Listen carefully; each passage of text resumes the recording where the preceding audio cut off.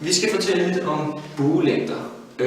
Og først skal vi måske snakke lidt om, hvad buelængder egentlig er. Før, når vi har arbejdet med sådan nogle funktioner her, så har vi blandt andet lært at finde arealet under en bestemt integral, og mange andre beviser har vi også gennemgået. Et bevis, vi ikke har gennemgået, og som ikke kommer til at være pensum, er buelængde, altså længden af grafen her i et givet interval. Og for at kunne finde buelængden her, så er der nogle ting, vi gør, før vi begynder at regne på det. Vi indfører blandt andet et start og et slut, det hedder vores A og B, og dermed kan vores interval max være A til B. Vi indfører derudover også en funktion, som vi kan beskrive buelængden med, som vi kalder L af x. Og L af x, det beskriver så buelængden i et givet interval. Hvis vi nu starter med at sige x her, så skal vi indføre nogle andre punkter her, og de skal være passende små. Så vi har x her, og så vores næste punkt kan ses, det er x plus h, og h skal være et passende lille tal. Fordi kan vi få et passende lille tal, så kan vi få, at den her trekant, vi har tegnet her, den sammenligneligvis nogenlunde følger vores kurve, eller vores graf. Og gør den det, så kan vi bruge Pythagoras læresætning, som vi gennemgik i første G.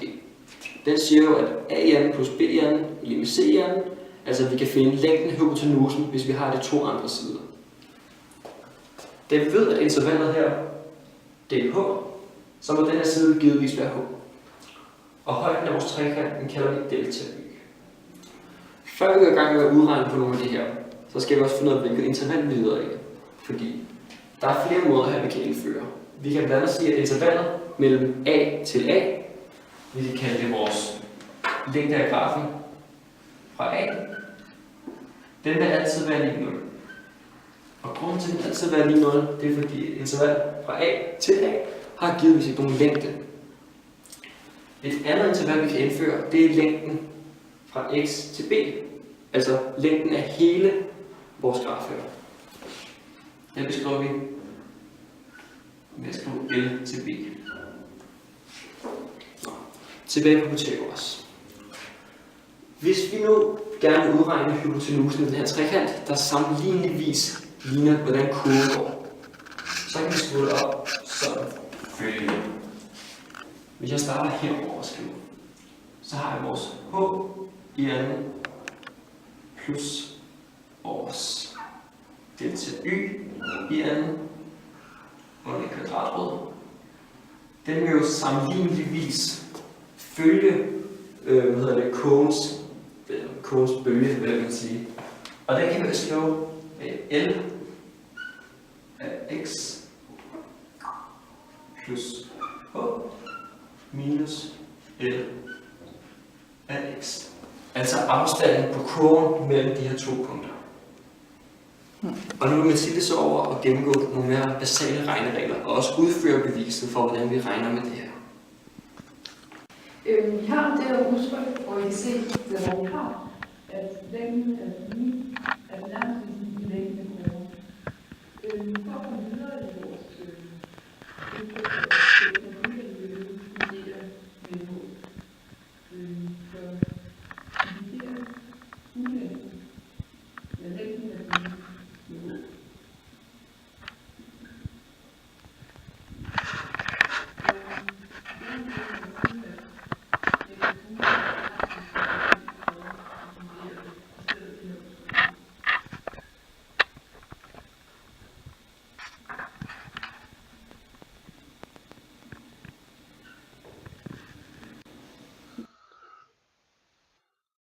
Og når vi så har det her udtryk, så kan vi så gøre til, at vi ved, at vi dividerer med h, men h er sådan set det samme som kvadratroden af h i anden, da kvadratroden i anden ophæver hinanden.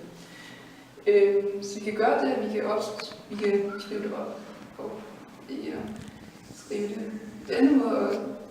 Så vi har h i anden plus delta y anden divideret kvadratroden af h i anden. Og når vi nu har det udtryk, kan vi sætte det hele under fælles kvadratfodstegn. I stedet for at have kvadratroden h i anden, så får vi, det har vi stadigvæk, men nu bare under samme kvadratrodstegn. Herefter kan vi så også splitte brøken op i 2 dele, så vi nu får kvadratroden h i anden over h i anden plus delta y i anden divideret med h i anden. Sådan der. Vi får kvadratroden af 1 plus delta y over h. Og så kan jeg så sætte h uden for parentes. Det bliver sådan her i anden.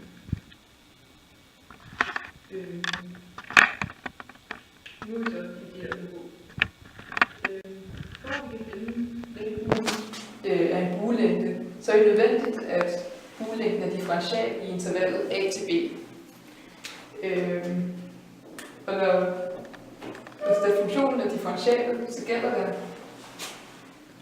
at delta y over h går imod f af x,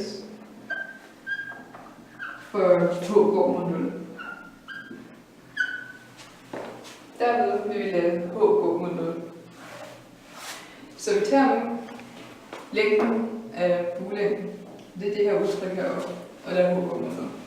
Så vi har L af x plus h minus L af x. L af x.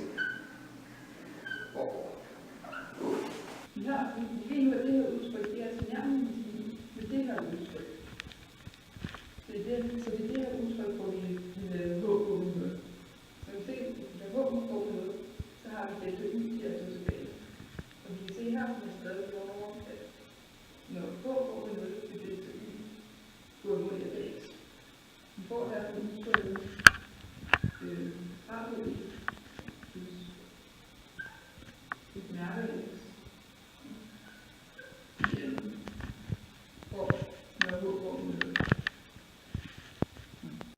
Når vi nu har, som Mathilde fortalte, at vi har L x plus h minus L af x over h for h gående mod 0, at det netop giver den her grænseværdi her.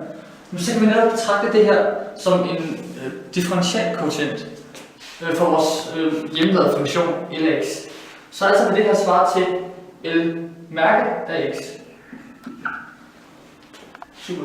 Så L mærke x kan vi skrive er går mod kvadratrod 1 plus f af, eller f mærke x i anden for h gået mod 0. Nu skal vi så finde L og B. Og hvis vi skal tilbage til starten, så er det faktisk det, vi lige efter. L og B, altså længden fra punkt A til punkt B. Det her kan jo skrives op som L af B minus L af A. Fordi L af A jo netop er 0. Så L af B minus L af A vil strække L af B. Og nu kan vi så lave en rigtig sjov regneregel her. Vi kan netop betragte det her som strandfunktioner, hvorfra vi kan skrive det op, eller vi kan udregne det her som integralet fra A til B af funktionen L.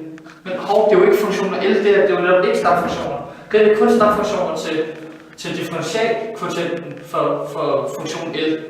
Så herinde i vores integral skal vi skrive L mærke af x. Og hey, L mærke af x, den kender vi allerede. Den har vi fået defineret heroppe, altså grænseværdien. Så for h gående 0 kan man skrive integralet af a til b kvadrat 1 plus f mærke af x i anden. Og det her vil være det udtryk, man vil bruge til at udregne længden af en graf i intervallet fra A til B. Man indsætter ganske enkelt bare i det udtryk der, og så får man længden.